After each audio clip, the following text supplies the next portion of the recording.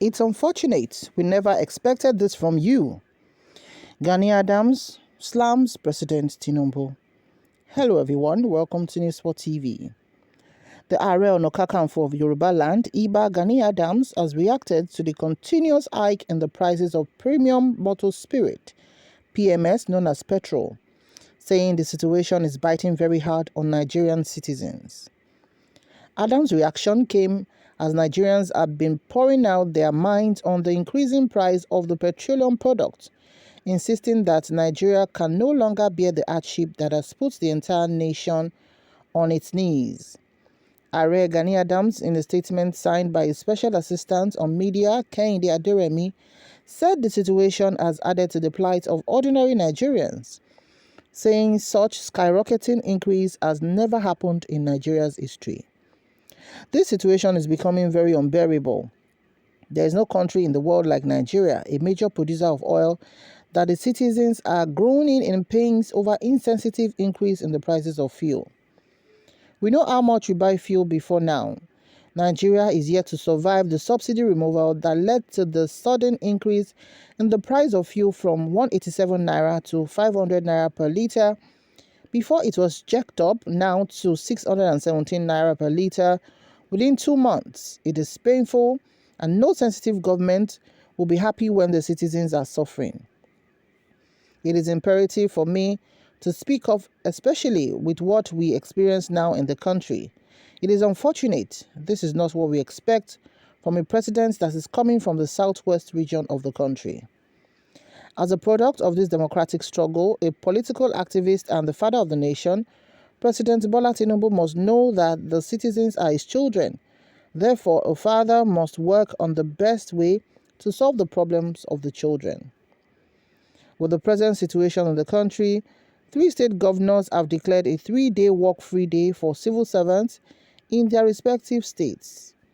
The national leadership of the College of Education Academic Staff Union had directed its members nationwide to attend their respective workplaces only 2 days in a week.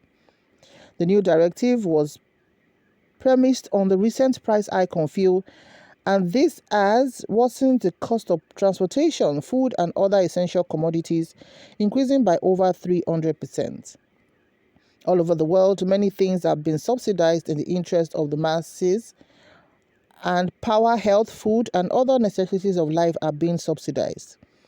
Petrol being the main commodity that moves the country, and now the same product is being sold for 617 naira per litre, it is unbearable. For instance, an ordinary Nigerian worker traveling from mainland to island on a weekly basis would spend 25 litres of fuel per day. That is over 15,000 naira. In a week, it is 75,000 naira. And in a month, it amounts to over 300,000 naira. And that is too bad for Nigeria and Nigerians. Energy, including petrol, diesel, or gas, needs to be subsidized because of productivity's sake. No economy survives high cost of energy.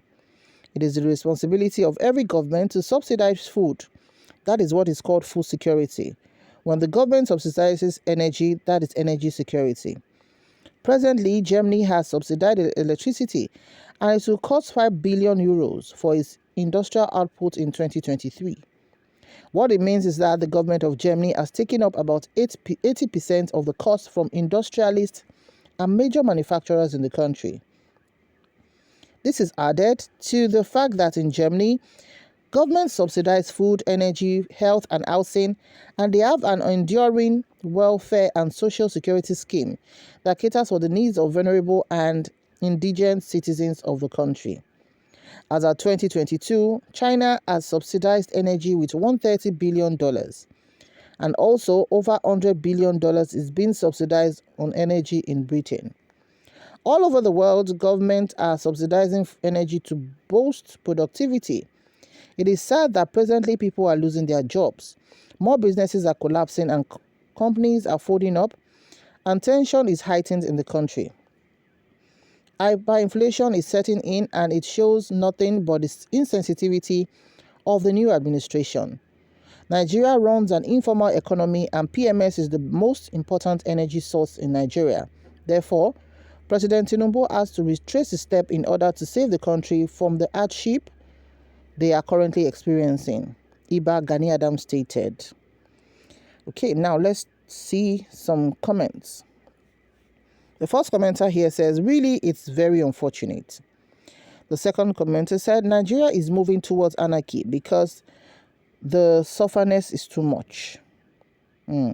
Another person said, someone should lecture Gani Adams that the removal of subsidy has taken away the power of the federal government to determine fuel prices again. The only thing is to make sure masses get palliatives to cushion the effect of the hardship. Another said, Gani Adams is a glorified imbecile who knows nothing about dynamics of petroleum products pricing. Another said, what an irony. A Yoruba man as the president made it easy and possible for Nigerians to ride various brands of vehicles, and a Yoruba man as the president is now making it difficult and impossible for Nigerians to own even a motorcycle. Another said, he's expecting some pacifying bribe from President Tinubu. You got it wrong. Another said, thank you for speaking out for the poor, Gani Adams.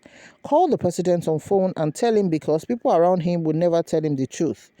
This has always been our problem and it may continue to be so, unfortunately.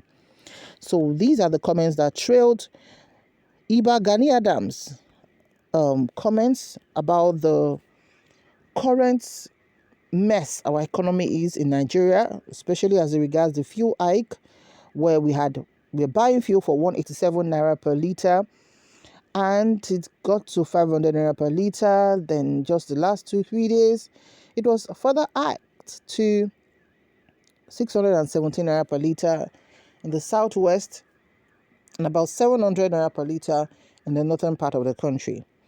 Like Gani Adams said, Nigerians are always, moving from one point of suffering to another, then to another with policies that are made by the government.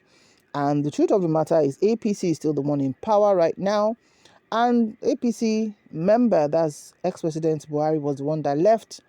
So APC bears whatever groaning that is coming from Nigerians to say that must it all be about suffering? Why can't Nigeria have a law or a policy that the common man will say, oh, thank you? Or the fact that, oh, I'm enjoying the fact that I'm a Nigerian. Why must everything Nigerian be close to suffering and hardship? There's rarely anything that a poor man or an average person enjoys in Nigeria. And it's actually been said that the poor has become beggars in Nigeria. The middle class have become poor. And the rich are almost moving to the middle class, while the politicians are now known as the rich people. So what exactly are we going to do? Are we going to just wait where people are frustrated, depressed, tired of all this going on? It just takes for you to look around. If you're living in maybe the elite 6 area of Nigeria, you might not see so much. But if you're in the concentrated and populated area, you will see the stress on people. You will see people who are tired and, experiencing the opposite of what the president said, saying, let my people breathe. It's not sure that is what is happening right now. What's your opinion on this? Please drop it in the comment section below. May God bless Nigeria.